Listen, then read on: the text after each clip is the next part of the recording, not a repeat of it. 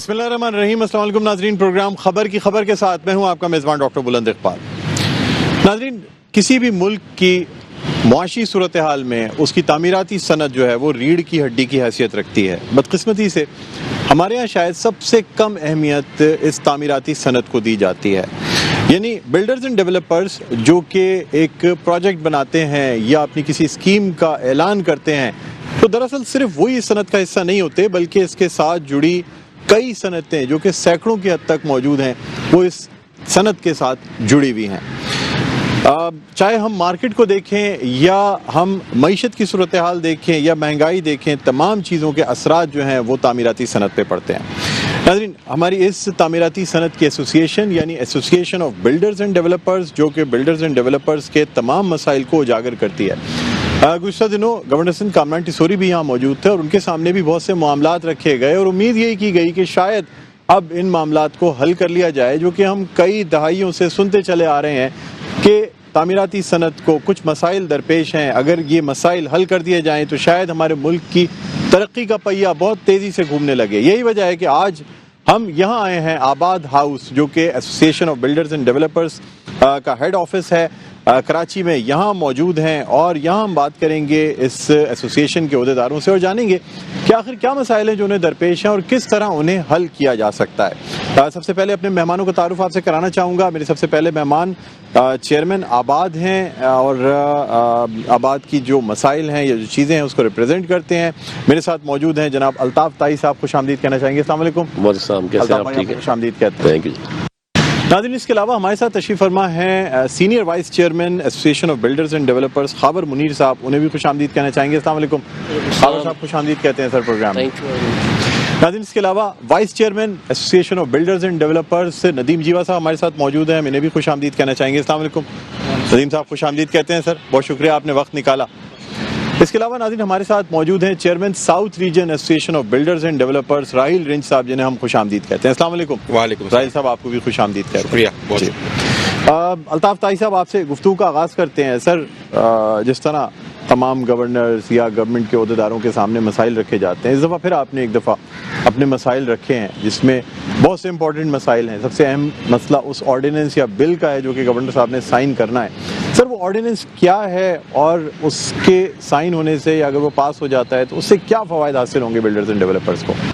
बड़ा अच्छा सवाल किया, बड़ा इंपॉर्टेंट सवाल किया आपने। जब लास्ट ईयर नस्ला का कोर्ट से ऑर्डर आया था डिमोलिशन के लिए, तो हमने अप्रोच किया था गवर्नर साहब को, जो पिछली गवर्नमेंट थी, तो हमने कहा आप ये ऑर्डिनेंस पे साइन कर दे तो इंशाल्लाह नस्ला टावर के जो कि एक कोर्ट ऑर्डर की वजह से डिमोलिश हो रहा था, तो अगर वो ऑर्डिनेंस अगर पिछले गवर्नर साइन कर देते तो ये नस्ला टावर की डिमोलिशन रुक जाती।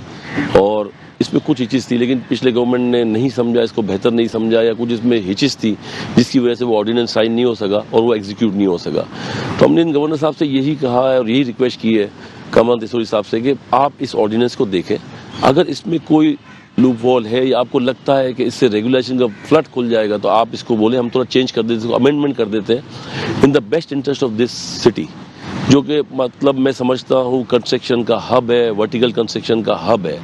और यहाँ पे बहुत सी ऐसी बिल्डिंग्स बनी हुई हैं जो मैं समझता हूँ कि जिनको कंप्लीशन मिलना चाहिए और रेगुलाइज होना चाहिए और कंपाउंडेबल, अगर इनकी कंस्ट्रक्शन जो एक कंपाउंडेबल ऑफेंस अगर उन्होंने किया है, जैसे एक बिल्डर कंस्ट्रक्शन करता है तो 20% या 30% के बाद अभी एक लॉ है, हैवी पेनल्टीज लेके इसको कंप्लीशन दिया जाए, जिसके अंदर लोग रहते हैं, जिसके अंदर बिल्डर ने सबसे अमाउंट ले ली है, कब्जा दे दिया है, लीज नहीं हो सकती। तो इससे गवर्नमेंट के एक्सचेकर में मैं समझता हूँ बिलियंस ऑफ रुपीस का फायदा होगा।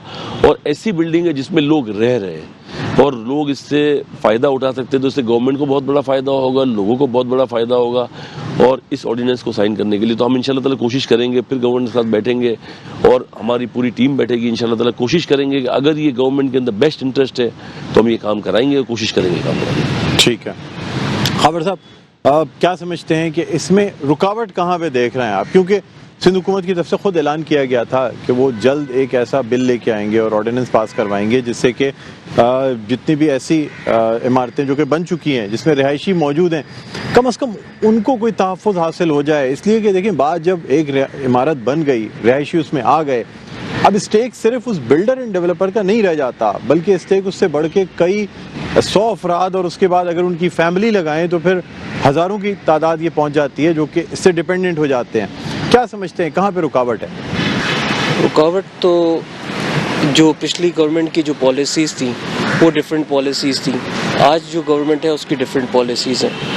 तो मैं समझता हूँ कि रुकावट जो है वो ऐसा होनी नहीं चाहिए, but due to political issues अब हमारी फेडरल की कुछ और पॉलिसी होती है, प्रोविंशियल की अलग पॉलिसी होती है, इस वजह से सबसे बड़ी रुकावट है। अच्छा नदीम जीवा साहब, जिस तरह खबर साहब ने बात की कि जी पहले गवर्नमेंट कुछ और थी, पीटीआई की हुकूमत थी, वफाक में सिंध में पाकिस्तान पीपल्स पार्टी की हुकूमत थी, बात उस वक्त तक समझ में आती है।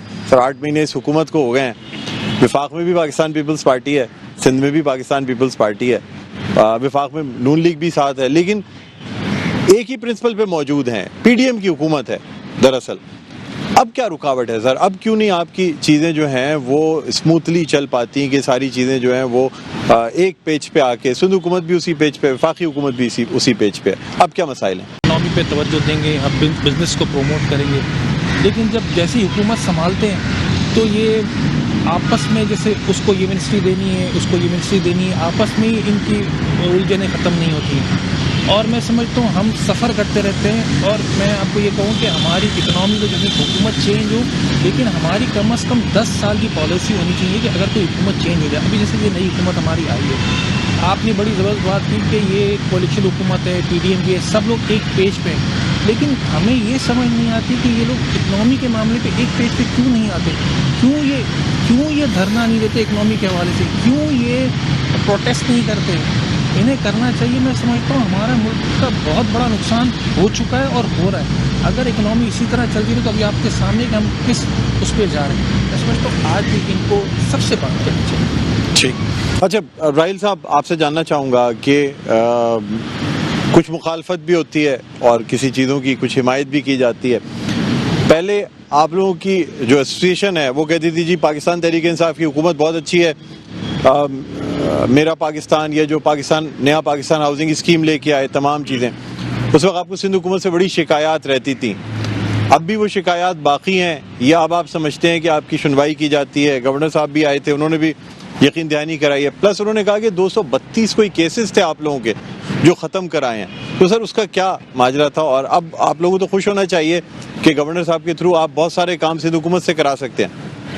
बिल्कुल जी, बहुत शुक्रिया डॉक्टर साहब। आपने जैसे कि सवाल किया, मसला हमारा आबाद एक non political non government organization है, चाहे हुकूमत पीटीआई की हो, पीडीएम की हो, पीपल्स पार्टी की हो, किसी भी जमात की हो, हमारा इससे कतन कोई कंसर्न नहीं होता। हमारी जो कॉरेस्पॉन्डेंस और हमारी जो तजावीज़ जाती हैं वो रियासत को जाती हैं, ब्यूरोक्रेसी को जाती हैं। हम कम्युनिकेट करते हैं मुतफर्रिक इदारों के ओहदेदारान से और उनको हम अपनी तजावीज़ पेश करते हैं, या जो हमें मुश्किलात आ रही हैं कंस्ट्रक्शन में, अप्रूवल में, या किसी भी नौइयत की एनओसी हासिल करने में, उन मुश्किलात की जो शिकायत हैं हम इदारों को भेजते हैं। इदारों की सरबराही फॉर्चुनेटली या अनफॉर्चुनेटली जो पॉलिटिकली इलेक्टेड रिप्रेजेंटेटिव्स हैं वो कर रहे होते हैं। तो मजबूरन हमें पॉलिटिकल रिप्रेजेंटेटिव्स के साथ अपना लिएजन और रिलेशनशिप क्रिएट करना पड़ता है। लेकिन सिंस आबाद एक non political non government organization है और आबाद का जो बुनियादी नज़्बुल ऐन है वो है बिल्डर्स और उनके अलॉटीज़ के जो मुश्किलात और शिकायत हैं उनका अजाला करना।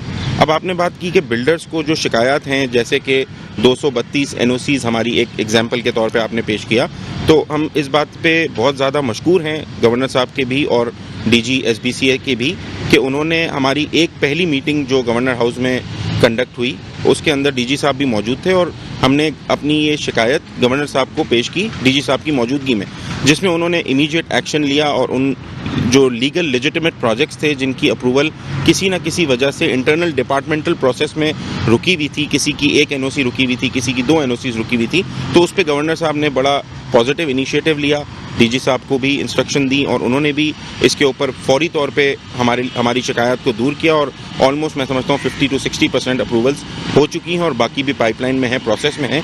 तो ये एक खुशाइन कदम है और आइंदा भी आने वाले वक्तों में हम उम्मीद रखते हैं कि ना सिर्फ फेडरल गवर्नमेंट बल्कि प्रोविंशियल गवर्नमेंट, चाहे वो किसी भी पॉलिटिकल पार्टी की हो, हम अपना लियाज़न और रिलेशनशिप इदारों के साथ थ्रू गवर्नर साहब, चूँकि वो एक विफाक की नुमाइंदगी करते हैं, हमारा उनके साथ एक रिलेशनशिप, चूँकि वो मुत्तहिदा कौमी मूवमेंट पाकिस्तान के नॉमिनेटेड गवर्नर हैं और सिंस वो आबाद के मेंबर भी हैं, तो ये हमारे लिए एक बड़ी खुशाइन बात थी कि एक मेंबर आबाद आज माशाल्लाह गवर्नर सिंध के स्टैचर पे बैठे हुए हैं। तो हमने अपनी शिकायत उनके सामने रखी और अभी भी कई ऐसे मामलात हैं जो हमने उनके गोशगुजार किए हुए हैं और आने वाले वक्तों में हम उम्मीद करते हैं कि गवर्नर साहब उन पर नज़रसानी करेंगे और हमारी मुश्किलात और शिकायत दूर फरमाएंगे। अल्ताफ़ ताई साहब, जिस तरह राहिल साहब ने कहा कि वो खुद आबाद के मेंबर है, बल्कि सिर्फ आबाद के मेंबर ही नहीं, उनका अपना एक प्रोजेक्ट जो है वो भी डिमोलिश हुआ और कोर्ट के अहकामात पे उसे ख़त्म किया गया। आप समझते हैं कि अब आप लोगों को अपना जो केस है वो प्लीड करने की ज़रूरत है, या गवर्नर साहब खुद इन चीज़ों को समझते हुए फर्स्ट प्रायोरिटी पे आप लोगों के मसाइल हल करेंगे? देखिए, गवर्नर साहब, सीएम साहब, फेडरल गवर्नमेंट जितना भी अगर जेन्युइन वर्क होगा तो देखें, कागज़ का पेट भर के, डॉक्यूमेंट्स की चेन बना के गवर्नर साहब होंगे, अगर मैं भी गवर्नर साहब होगा वही काम करेंगे। तो हम जेन्युइन काम करने के लिए उनके पास जाएंगे और कोशिश करेंगे कि हमारे जो बिल्डर्स के जेन्युइन काम है उसको हम एग्जीक्यूट कराएं और बेहतर तरीके से कराएं। अल्ताफ़ साहब, आपसे भी मज़ीद हम गुफ्तगू करेंगे, बल्कि आप सबसे ही गुफ्तगू रहेगी, लेकिन नाज़रीन उसके साथ साथ हम आवाम के जो मसाइल हैं, यानी कंज्यूमर्स को क्या प्रॉब्लम्स आती हैं, उस पर ही बात करेंगे, लेकिन एक छोटे से वक्फे के बाद। एक वक्फा लेते हैं, वक्फे के बाद और आपकी खिदमत में हाजिर होंगे। कहीं ना जाइएगा, देखते रहिए प्रोग्राम खबर की खबर। जी नाज़रीन, वेलकम बैक। एक दफ़ा फिर आपको खुशामदीद कहते हैं। प्रोग्राम है खबर की खबर। मैं हूं आपका मेज़बान डॉक्टर बुलंद इकबाल। हम मौजूद हैं association of builders and developers के हेडक्वार्टर यानी आबाद हाउस में, और हमारे साथ मौजूद हैं चेयरमैन आबाद अल्ताफ़ ताई साहब, senior vice chairman Khawar Munir साहब, इसके अलावा वाइस चेयरमैन नदीम जीवा साहब और chairman south region Rahil range साहब, जिनसे हम बात कर रहे हैं बिल्डर्स एंड डेवलपर्स के मसाइल के हवाले से। उसके साथ साथ जिस तरह मैंने कहा था कि हम अवामी मसाइल पे ही बात करेंगे और ये भी पूछेंगे कि कंज्यूमर्स को जो प्रॉब्लम्स आती हैं उनको किस तरह एड्रेस किया जाता है। तो अल्ताफ़ साहब, आपसे जानना चाहूँगा कि जिस तरह आपने बात की कि बिल्डर्स एंड डेवलपर्स का भी बहुत नुकसान हुआ, बिल्डिंग्स बीच में रोक दी जाती हैं, डिमोलिश करने की बात की जाती है, प्रोजेक्ट्स रुकते हैं, कॉस्ट बढ़ जाती है। उसी तरह सर, जो एंड यूज़र होता है कंज्यूमर, उसे भी प्रॉब्लम्स आती हैं, उनको कैसे एड्रेस किया जाता है, कंज्यूमर्स को किस तरीके से रिलीफ दिया जाता है? देखिए, अगर कंज्यूमर्स का प्रॉब्लम होता है बिटवीन कंज्यूमर्स एंड बिल्डर्स ना, तो जब भी कंज्यूमर कोई चीज़ परचेज करता है तो डेफिनेटली एक कॉन्ट्रैक्ट बनता है विद बिल्डर ना, तो उसमें हर चीज़ तय होती है, मॉडलिटीज़ तय होती है, उस पर कंज्यूमर साइन करता है। इसके बाद अगर एक टाइम पीरियड होता है, इस टाइम पे हम आपको कब्जा देंगे, ड्यू टू एक जेन्युइन प्रॉब्लम्स होते हैं कि गवर्नमेंट को प्रॉब्लम आ गया, कोई एनओसी में प्रॉब्लम आ गया, डिले हो गया, तो हमारी एक आभासी complaint committee, arbitration complaint committee है, उसके अंदर कंज्यूमर आके कंप्लेन अपनी लॉन्च कर सकता है कि जैसे भी मेरी ये प्रॉब्लम है।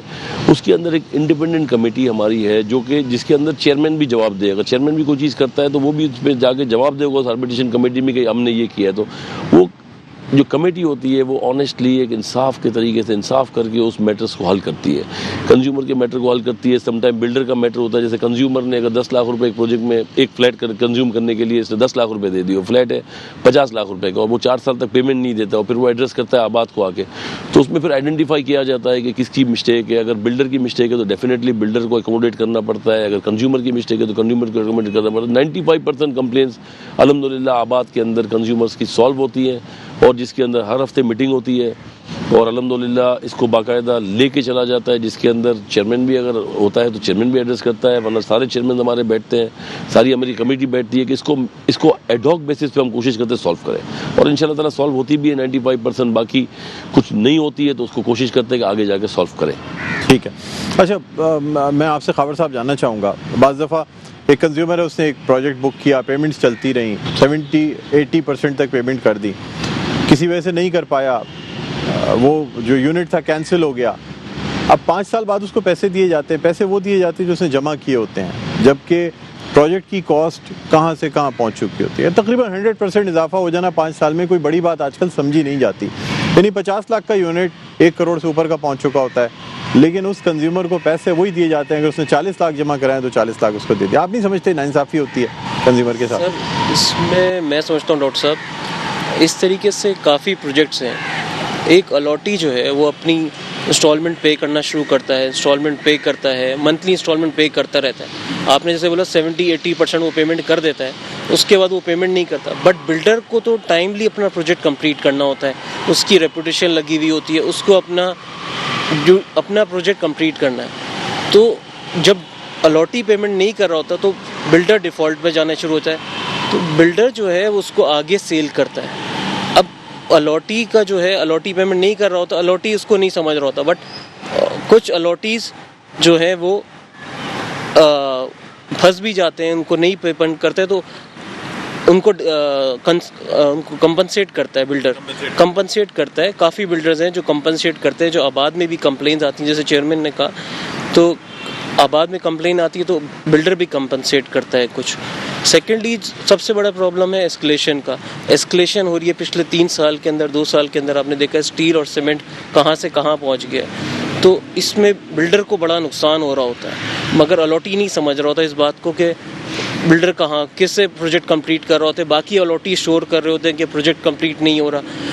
80% लोग साथ चल रहे होते हैं, 30% लोग डिफ़ॉल्ट कर रहे होते हैं, उस वजह से प्रोजेक्ट डिले हो रहा होता है। ठीक है, अभी अल्ताफ़ साहब इन्होंने बात की एस्केलेशन की, ख़ास तौर पे आपने जिस पॉइंट को गवर्नर साहब के सामने रखा वो कार्टलाइजेशन का एक प्रॉब्लम है। दुनिया भर में चीज़ों की कीमत बढ़ती है, कीमतें बढ़ जाती हैं, पाकिस्तान में भी बढ़ जाती हैं। दुनिया में चीज़ों की कीमतें कम होती हैं, पाकिस्तान में कीमतें कम नहीं होती और बढ़ा दी जाती हैं, सीमेंट, सरिया, बाकी तमाम चीज़ों पे। क्या वजह है सर, क्यों नहीं इसको रेगुलाइज करते? पॉलिसी, मॉनिटरिंग, हमारे यहाँ मॉनिटरिंग नहीं है। देखिए हमारे नेबर कंट्री सऊदी आप देख लें, दुबई देख लें, वहाँ पे डॉलर कन्वर्जन है 3.65। दुनिया में कमोडिटीज प्राइस बढ़ती है तो ऑटोमेटिकली वहाँ रॉ मटेरियल की प्राइस बढ़ जाती है, क्योंकि वहाँ तो आप सारा इंपोर्ट है, वहाँ पे तो इतनी मैन्युफैक्चरिंग है नहीं। दुनिया में घटती है तो वहाँ भी घट जाती है। हमारे यहाँ प्रॉब्लम क्या है? डिवैल्यूशन हमारे यहाँ प्रॉब्लम है, हमारे यहाँ बहुत बड़ा इन्फ्लेशन प्रॉब्लम है। दुनिया में प्राइसेस बढ़ती हैं तो यहाँ बढ़ जाती है, क्योंकि बोलते रॉ मटेरियल हमारे यहाँ बेसिकली हर चीज़ का रॉ मटेरियल इंपोर्ट होता है। जब रॉ मटेरियल की प्राइसेस घटती है तो फिर वो कार्टेलाइजेशन की वजह से वो प्राइसेस नहीं घटाते। और किसी भी सूरत गवर्नमेंट की जो मॉनेटरी पॉलिसी है, जो मॉनिटरिंग पॉलिसी है, जो मॉनिटरिंग गवर्नमेंट करती नहीं है, और वहाँ पे जो करप्शन है इसकी वजह से ये काम चलता है। तो मैं कहता हूँ अगर देखिए दुनिया में कमोडिटी प्राइस बढ़ती है आप बढ़ाएं, और जब घटती है तो डेफिनेटली इसका अफेक्ट वापस आना चाहिए। तो बेसिकली सारा अफेक्ट तो जाता है कंज्यूमर को ना, कंज्यूमर हैव टू पे द थिंग्स ना। लेकिन यहाँ हमारे बिल्डर भी बड़ा एब्जॉर्ब करते हैं, बड़ी रेपुटेशन के साथ काम करते हैं, और अल्हम्दुलिल्लाह हमारा जब प्रोजेक्ट जब हम अनाउंस करते हैं तो अनाउंस करने का मकसद होता है, हम बोलते हैं हम 3 ईयर्स में कब्जा देंगे, 4 साल में कब्जा देंगे। तो 4 साल में हमको ये एक होती है फील कि हम 30% इन्फ्लेशन आएगा, 40% इन्फ्लेशन आएगा, प्राइस एस्केलेशन, हम वो लेके चलते थे डे फर्स्ट से। उसके बाद हमको इतने प्रॉब्लम थे, कार्टेलाइजेशन के प्रॉब्लम्स होते हैं, समटाइम शॉर्टेज के प्रॉब्लम्स होते हैं, समटाइम मैनिपुलेशन के प्रॉब्लम्स होते हैं, वो हमको हर चीज़ फेस करके देनी है। जो हमसे परचेज करता है उसको ये नहीं पता होता है कि जब मैंने एक चीज़ खरीदी है और मैंने जब बिल्डर के साथ एक एग्रीमेंट किया है तो मुझे ये पेमेंटें देनी है। और पेमेंट अगर बिल्डर के पास अपने पास पैसे होते तो वो बाज़ार में ऑफलोड करता ही नहीं, जब उसको पता है कि इसकी प्राइस 4 साल में डबल हो जाएगी। तो अगर उसके पास अपने पास पैसे होते तो वो मार्केट में बेच के पैसे तो कलेक्ट नहीं करता ना उससे, अपने सेलर बायर से। तो वो इसीलिए इस चीज़ को बेचता है कि इसी तरीके से उसका कलेक्शन होगी, मंथली कलेक्शन ये होगी, तो अपनी वो कंस्ट्रक्शन करेगा, कंस्ट्रक्शन करके जॉब प्रोवाइडिंग करता है। तो जब ये पेमेंट रुकती है तो बिल्डर हैड अ प्रॉब्लम। फिर एक प्रॉब्लम में अगर जो दे रहे होते हैं उनको भी प्रॉब्लम होता है, प्रोजेक्ट भी लेट होता है, और मल्टीपल प्रॉब्लम होते हैं। फिर भी अल्हम्दुलिल्लाह हमने आपको क्या कहा, हम एडजस्ट करते हैं और कोशिश करते हैं कि इसको कहीं ना कहीं सेटल करके कंज्यूमर को इसकी चीज़ मिल जाए, बिल्डर अपना प्रोजेक्ट कंप्लीट करे। और मैं समझता हूँ अल्हम्दुलिल्लाह 50 साल से आबाद ये काम कर रही है। सर, क्या पॉलिसी बनाई जाए कि ये कार्टलाइजेशन का जो मसला है ये हल होगा? किस किस्म की पॉलिसी चाहते हैं आप? देखिए हम तो सिंपल पॉलिसी चाहते हैं कि अगर दुनिया में प्राइस बढ़ती है, डेफिनेटली अगर कॉस्ट ऑफ डूइंग बिजनेस बढ़ता है तो ठीक है, उसको एज पर जो इनके ऊपर अफेक्ट आता है, जो चीज़ के अफेक्ट आते हैं वो अफेक्ट लेके हमको बिल्कुल दें। हम नहीं बोलते कि इंडस्ट्रीज लॉस करें, क्योंकि हम नहीं चाहते कि जो लोकल मैन्युफैक्चरिंग इंडस्ट्रीज़ है उसको हम डिस्क्रिमिनेट नहीं करना चाहते। हम चाहते हैं ठीक है हमारे यहाँ लोकल मैन्युफैक्चरिंग इंडस्ट्रीज़ जो है वो अपना रोल अदा करें, उनको नुकसान नहीं हो। लेकिन इसके साथ साथ अगर वो अपना रोल और मैक्सिमम प्रॉफिट करने के लिए अगर वो कार्टेलाइजेशन करते हैं तो एक पॉलिसी होनी चाहिए, कंसिस्टेंट पॉलिसी होनी चाहिए। जिस तरीके से नेपरा है, देखिए अपना वो किरदार फाल अदा नहीं कर रही है PSC के लिए जिस तरह, लेकिन हम चाहते हैं ऐसी पॉलिसी हो कि जिससे हमको ये पता हो कि ये प्रॉब्लम होगा तो we have to face this kind of problem, और हमको ये होना चाहिए। यानी आप चाहते हैं हुकूमत की सपोर्ट आपके साथ रहे ताकि इस इंडस्ट्री को परवान चढ़ने में आसानी हो। नदीम जीवा साहब, सबसे ज़्यादा क्या प्रॉब्लम आती है एक बिल्डर को जिसकी वजह से प्रोजेक्ट रुकता है या लोग सफ़र करते हैं?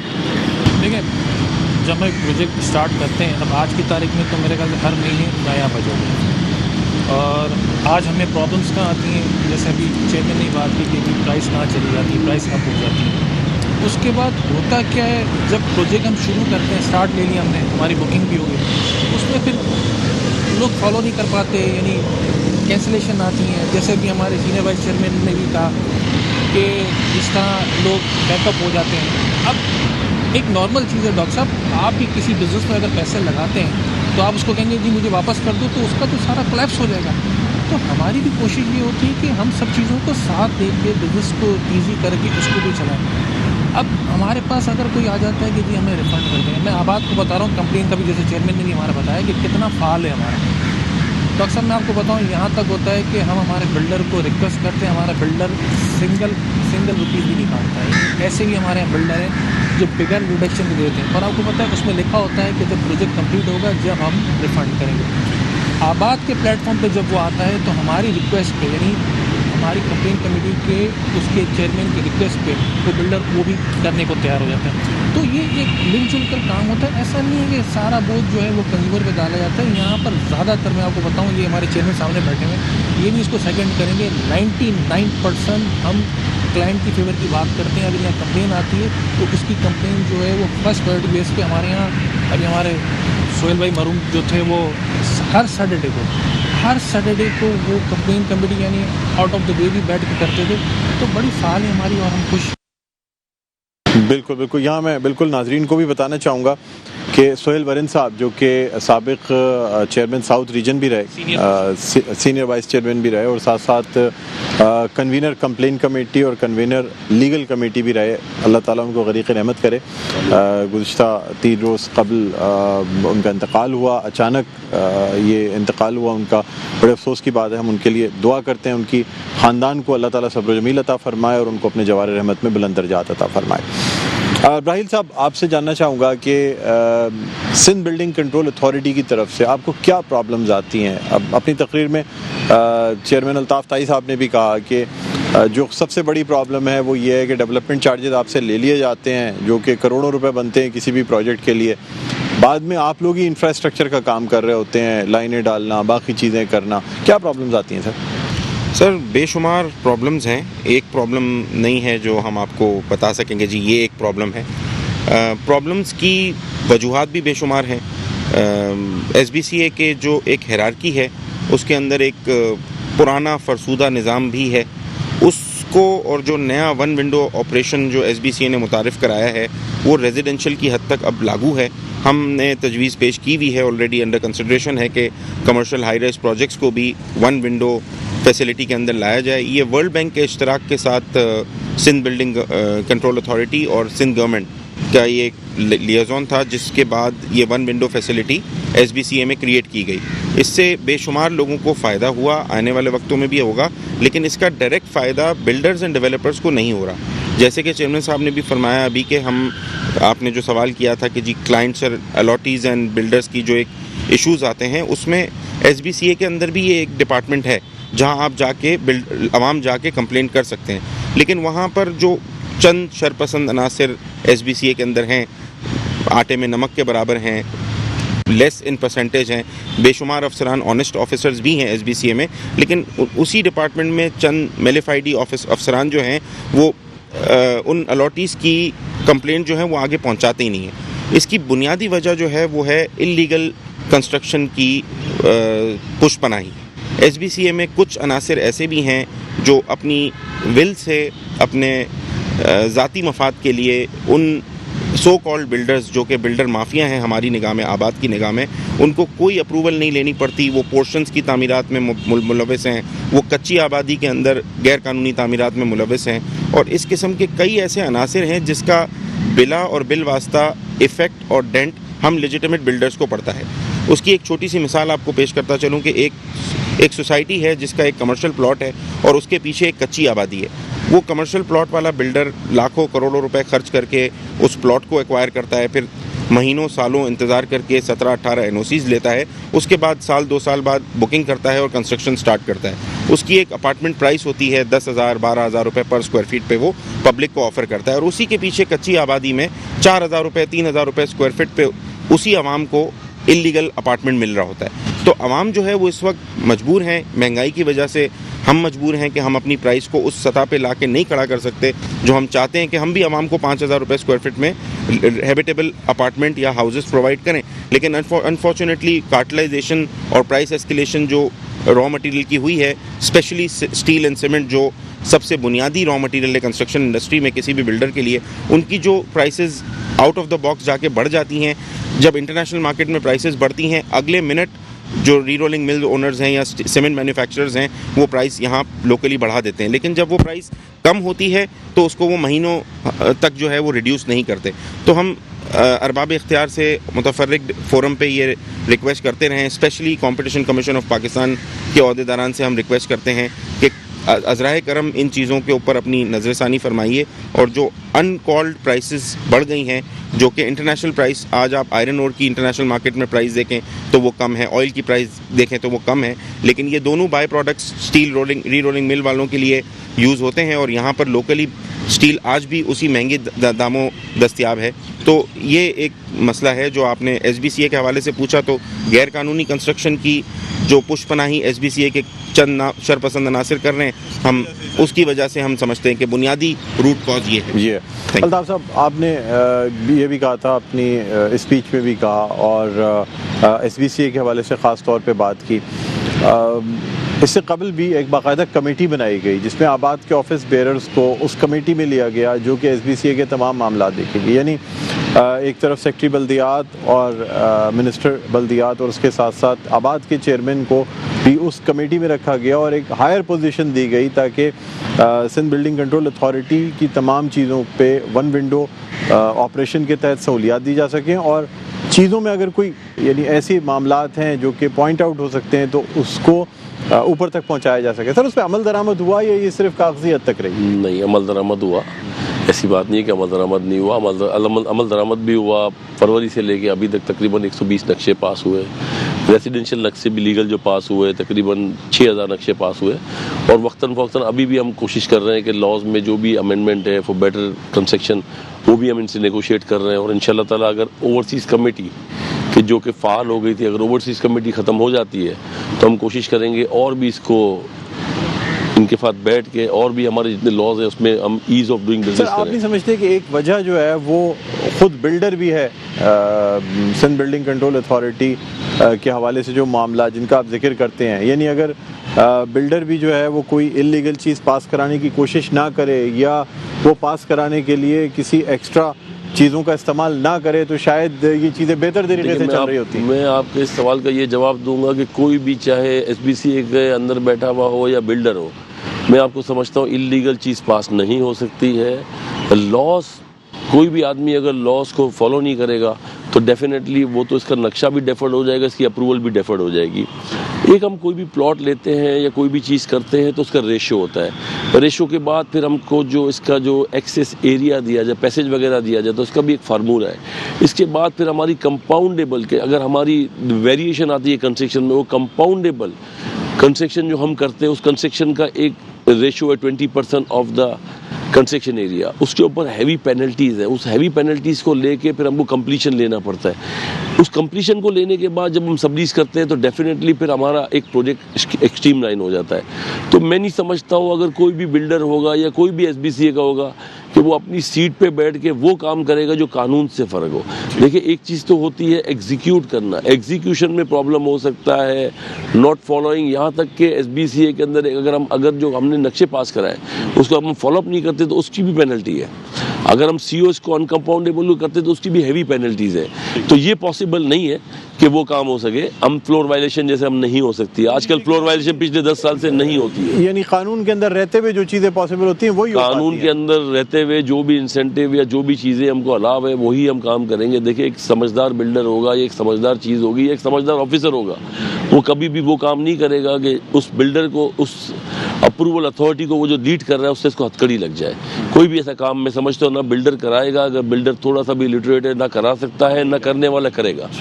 ये सब बातें होती है। देखिए, मैं आपको बताऊँ, मैं फिर आपको कहूँगा, मैंने अपनी तकरीर में भी कहा था कि अगर एक बिल्डर जो बिल्डिंग बनाता है definitely he is a tax payer. तो when he purchase a plot in any sense जो गवर्नमेंट की पॉलिसी है उसको डिक्लेयर करता है, अपनी बुक्स में डिक्लेयर करता है, अपने वेल्थ में डिक्लेयर करता है, जो इसको रिसिप्ट्स होती है साल की वो अपने वेल्थ में डिक्लेयर करता है, अल्हम्दुलिल्लाह उसके ऊपर टैक्स भरता है, इसके ऊपर क्वार्टरली टैक्स भरता है, इसके ऊपर जो इसके जो सप्लायर्स हैं उसके ऊपर विथ होल्डिंग टैक्स डिडक्ट करके टैक्स भरता है। तो ये लॉट ऑफ रिस्पॉन्सिबिलिटीज उस प्रोजेक्ट को बनाने के लिए उसकी डॉक्यूमेंटेशन बहुत बड़ी करता है। और इलीगल जो कंस्ट्रक्शन करता है, एक 600 गज का मकान लिया, 1000 गज का मकान लिया, उसमें 4 पोर्शन बना दिए, 4 पोर्शन में ना उसने परमिशन लेनी है, ना इसने कोई पैसे भरने हैं, क्योंकि देखिए केईसी के हम सबसे बड़े कंज्यूमर हैं। एक एक प्रोजेक्ट में हम समझता हूँ कि अगर हम लेने जाते हैं तो we have to pick millions of rupees, 10 million, 20 million, 25 million लेने के लिए पहले अच्छा, वहाँ तो उसको कुछ पेमेंट नहीं करनी, एक मीटर गया 20-25 हज़ार का उसको मीटर मिल जाएगा। यहाँ तो हमारे एक प्रोजेक्ट में हमको मिलियंस ऑफ रुपीज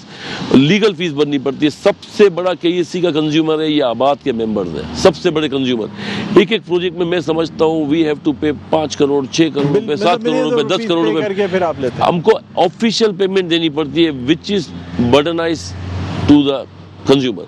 पेमेंट वो करता है, हम तो भरते हैं उनके बिहाफ पे जो हम कनेक्शन लेते हैं। जैसे डॉक्यूमेंटेशन के लिए लोग कहते हैं कि डॉक्यूमेंटेशन के बहुत ज़्यादा पैसे लेते हैं। एक खाली मैं आपको बताऊं, कंप्लीशन की जो फीस है ना, एक कंप्लीशन 1000 गज का अगर मैं प्लॉट पे कंप्लीशन लेता हूं तो आई हैव टू पे ऑलमोस्ट 30 मिलियन रुपीस। तो वो कंप्लीशन में लेता हूं तो वो भी बर्डनाइज डॉक्यूमेंटेशन पे आता है। मैं गैस का कनेक्शन लेता हूं जिस पे आजकल तो मॉरेटोरियम लगा हुआ है, लेकिन उसके लिए भी हम नेगोशिएट कर रहे हैं। इलेक्ट्रिक का कनेक्शन लेता हूं तो डेफिनेटली बहुत बड़ी अमाउंट भरनी पड़ती है। तो लीगल में ये प्रॉब्लम होता है, जो लोग परेशान, जैसे मेरे चेयरमैन एहसान ने कहा, तो ये सब चीज़ें हमको हमारे प्रोजेक्ट पे सब चीज़ें डालने के बाद जब हम भेजते हैं तो we have to take from the consumer. Definitely बिल्कुल, आपसे मजीद गुफ्तगू होगी और ये भी जानेंगे कि आखिर एक आम लोगों को किस किस्म का प्रोजेक्ट लेना चाहिए, किन चीज़ों को देखना चाहिए जब आप कोई इश्तिहार देखते हैं और कोई अपने लिए घर लेने जा रहे होते हैं। इस हवाले से बात करेंगे, लेकिन नाज़रीन कहीं ना जाइएगा, एक वक्फा लेते हैं, वक्फे के बाद दोबारा खिदमत में हाजिर होते हैं। देखते रहिए प्रोग्राम खबर की खबर। जी नाज़रीन, वेलकम बैक। एक दफ़ा फिर आपको खुशामदीद कहते हैं प्रोग्राम में खबर की खबर। मैं हूं आपका मेज़बान डॉक्टर बुलंद इकबाल। नाज़रीन, मैं मौजूद हूं यहाँ association of builders and developers आबाद हाउस, इनके हेडक्वार्टर पे मौजूद हूं और हम बात कर रहे हैं एक तरफ तो बिल्डर्स एंड डेवलपर्स के मसाइल के हवाले से, लेकिन दूसरी जानिब अब ये भी बात करना चाहेंगे कि एक आम शख्स जो अपने सर पे छत ढूंढने के लिए निकलता है, उसे अपने रिहाइश के लिए घर चाहिए होता है, तो क्या उसे वो सही घर मिल पाता है या नहीं मिल पाता, या कौन सी वो ऐसी चीज़ें हैं जो अहम होती हैं किसी भी शख्स के लिए अपने घर को इंतखाब करते हुए, कि वो कौन कौन सी शराइत देखे कि बिल्डर ठीक है, आबाद का मेंबर है या नहीं। क्या कहते हैं अल्ताफ़ साहब, आपसे जानना चाहेंगे इस हवाले से। अगर एक कंज्यूमर निकलता है तो देखिए, कोई भी चीज़ आदमी अगर परचेज करने जाता है तो डिफरेंट, जैसे रेस्टोरेंट में भी जाता है तो रेस्टोरेंट की भी क्वालिटी होती है, इस तरीके से एक बिल्डर की क्वालिटी होती है। इसने पहले डिलीवर किया है, इज़ अ मेंबर ऑफ आबाद, सेल एनओसी इनके पास होती है, एसबीसीए की वेबसाइट पे सेल एनओसी होती है कि ये अपार्टमेंट की परमिशन मिली है, ये ऑफिस की परमिशन मिली है। आबाद की वेबसाइट पे आपको सब डिटेल मिल जाएगी कि क्या ये अप्रूवल हुआ है, नहीं हुआ है, किस स्टेज पे टीपीएनओसी है। तो मैं आपको बताऊं, तकरीबन 5 से 6 स्टेजेस एसबीसी की है जिसपे हमको ये अप्रूवल मिलती है। पहले हमको टीपीएनओसी मिलती है, इसके बाद स्ट्रक्चर एनओसी मिलती है, सेल एनओसी मिलती है, तो डिफरेंट कंप्लीशन करने के बाद मिलती है। तो डेफिनेटली अगर एक बिल्डर, एक कंज्यूमर अगर कोई चीज़ फाइंड आउट करने जाता है, इसको अगर पेमेंट करनी है, तो डेफिनेटली इसको ये मालूम होना चाहिए कि मैं किससे परचेज कर रहा हूँ, क्या रेफरेंस है, क्या रेफरेंस नहीं है। छोटी सी मिसाल दूंगा, हमारे यहाँ इस वक्त पाकिस्तान में 10 बैंकें काम कर रही हैं। हबीब बैंक भी है, एमसीबी भी है, एलाइट बैंक भी है, यूबीएल भी है। तो ये पेमेंट लेते हैं लोगों को और एक रसीद इशू कर देते हैं और हमसे काउंटर पे पैसे दे के आ जाते हैं। इसी तरीके से बिल्डर की भी एक रेपुटेशन है, उस रेपुटेशन को लें। जब इतनी बड़ी चीज़ आप परचेज करने जा रहे हैं तो डेफिनेटली आपको फ़र्क होना चाहिए कि मैं किससे क्या चीज़ खरीद रहा हूँ, is eligible to do it और नॉट। तो ये हमेशा कंज्यूमर को देखना चाहिए, अपना काहुमक पूरा करना चाहिए डेफिनेटली। तो इंशाल्लाह ताला इससे कंज्यूमर को बेटर होगा। ठीक, अच्छा मुझे बताइएगा खाबर साहब के ये जो कराची से ज़रा दूर, यानी मोटरवे पे या और जो दूसरी सोसाइटीज़ हैं, प्लॉट्स बड़े कम कीमत में मिल रहे होते हैं। लोग सोचते हैं पता नहीं ये कल को मिलेगा भी नहीं मिलेगा, डबल अलॉटमेंट होगी। क्या करना चाहिए एक शख्स? जैसे चेयरमैन साहब ने जैसे फरमाया कि उस जो भी डेवलपर है उसके पास एक एनओसी है या नहीं है, वो आबाद का मेंबर है या नहीं है, सबसे पहले ये मालूम करना चाहिए। आवाम जो होती है वो बेचारी बहुत मासूम होती है, उस बेचारे को ये नहीं पता होता 8 लाख 15 लाख 20 लाख रुपए का प्लॉट लॉन्च होता है, बुकिंग में मिल रहा होता है, वो बेचारा जाके बुकिंग करा लेता है। उसको सबसे पहले आबाद के पास आना चाहिए, आबाद से पूछना चाहिए कि हमारे पास ये रजिस्टर्ड मेंबर है या नहीं है आबाद का, इसके पास एनओसी फॉर सेल है या नहीं है। सबसे पहले ये करना चाहिए। ये करना चाहिए, ठीक है। अब नदीम जीवा साहब, अब चूंकि आखिरी लम्हात है प्रोग्राम के, आपसे जानना चाहूँगा, किसी शख्स को अगर कोई आबाद का मेंबर है वो डबल अलॉटमेंट कर देता है, बहुत सारे प्रोजेक्ट्स में भी होता है, प्लॉट्स में भी होता है, क्या कार्रवाई की जाती है सर?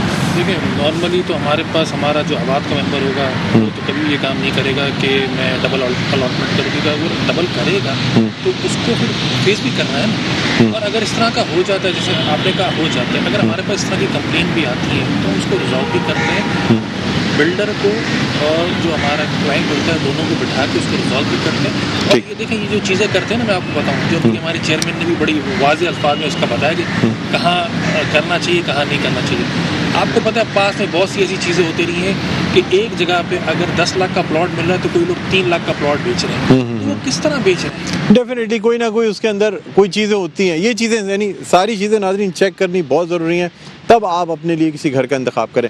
राहिल साहब, आपसे मुख्तसरन जानना चाहूँगा, बैरियर टाउन के हवाले से बात की जाती है और इस पे अगर हम बात करते हैं, आबाद अपने ऊपर कोई रिस्पॉन्सिबिलिटी नहीं लेना चाहता इस हवाले से, क्या करें सर? लोग एक जगह है, लोग जाते हैं, ख़रीदते हैं, धोखा खाते हैं। वहाँ तो ये भी कहा जाता है कि जी बहुत से ऐसे प्रोजेक्ट्स हैं जिसमें बुकिंग ही चलती रहती है, वो कभी फिनिश नहीं हो पाते। क्या करें आवाम उसके लिए? सर, बहरिया टाउन हमारे रिस्पेक्टेबल मेंबर हैं आबाद के, और मानने वाली बात है कि पाकिस्तान के नहीं, एशिया के one of the biggest developers में से एक नाम शुमार किया जाता है। बहरिया टाउन कराची की बात करें तो वो पाकिस्तान का सबसे बड़ा प्रोजेक्ट इस वक्त डिलीवर हो चुका है, कुछ फेजेस और बाकी फेजेस उसके छोटे बिल्डर्स वहाँ काम कर रहे हैं, छोटे बिल्डर्स वहाँ काम कर रहे हैं। सर, इसमें अगेन ये मामला रियासत के ऊपर है। एक तो मैटर चूँकि सब जुडिस है तो इस पर हम ज़्यादा बोल नहीं सकते, लेकिन ये रियासत की जिम्मेदारी है कि बहरिया टाउन जो गडाफ टाउन का एक जुरिस्डिक्शन में आता है, गडाफ टाउन बिल्डिंग कंट्रोल अथॉरिटी का एक टाउन है बाकायदा, और एमडीए के प्रोसेस से उसकी लेआउट और दीगर अप्रूवल्स उन्हें मिली भी हैं। और उसके अलावा एसबीसीए की ये जिम्मेदारी है कि बहरिया टाउन में बनने वाली तमाम प्रोजेक्ट्स को वो अपने लीगल फ्रेमवर्क में लें आप लोग और चाहते हैं कि इसको रेगुलराइज कर दिया डेफिनेटली रेगुलराइज किया जाए उन प्रोजेक्ट्स को जो बन चुके हैं। लेकिन जो आइंदा बनने वाले प्रोजेक्ट हैं, उन बिल्डरों को और बहरिया टाउन के हेड ऑफिस को, खुद बहरिया टाउन एज ए इदारा, उन्हें भी ये चाहिए कि वो अपने तमाम आइंदा आने वाले प्रोजेक्ट्स को, जैसे वो खुद अप्रूवल देते हैं, ऐसे बिल्डिंग कंट्रोल से भी अप्रूवल अपने उन बिल्डरों को दिलवाएं, ताकि उनके जो अलॉटीज़ हैं उनकी सिक्योरिटी बने। क्योंकि इस वक्त एसबीसीए के नेटवर्क से बाहर होने की वजह से बहरिया टाउन के बारे में ये एक लेबल लगाया जाता है कि जी वो अनऑथराइज्ड हैं, इलीगल करार दिया। बिल्कुल, तो ज़रूरत ये है। बिल्कुल, अल्ताफ साहब ने भी अपनी तकरीर में ये कहा था गवर्नर साहब के सामने कि जी उसको रेगुलराइज करके एट पार ले आएँ, ताकि तमाम चीज़ें बैलेंस हो जाएं और उसके बाद एक ही लेवल पे सारे बिल्डर काम करें। बहरहाल बहुत बहुत शुक्रिया अल्ताफ साहब आपका कि आपने प्रोग्राम के वक्त निकाला। चेयरमैन आबाद हमारे साथ मौजूद थे, सीनियर वाइस चेयरमैन आबाद खावर मुनीर साहब आपका बहुत बहुत शुक्रिया, वाइस चेयरमैन नदीम जीवा साहब आपका शुक्रिया, chairman south region Rahil rinse साहब आपका बहुत बहुत शुक्रिया। नाज़रीन, उम्मीद करते हैं कि न सिर्फ हम बिल्डर्स एंड डेवलपर्स के मसाइल आप तक पहुंचाने में कामयाब हुए होंगे, यानी अरबाब इख्तियार तक पहुंचाने में कामयाब होंगे, बल्कि उसके साथ साथ आपके मसाइल भी इसमें डिस्कस हुए होंगे। बहरहाल प्रोग्राम का वक्त अपने ख़िताम पर पहुंचता है। मुझे बुलंद इकबाल को इजाज़त दीजिए, अपना बहुत ख्याल रखिएगा। अल्लाह हाफ़िज़।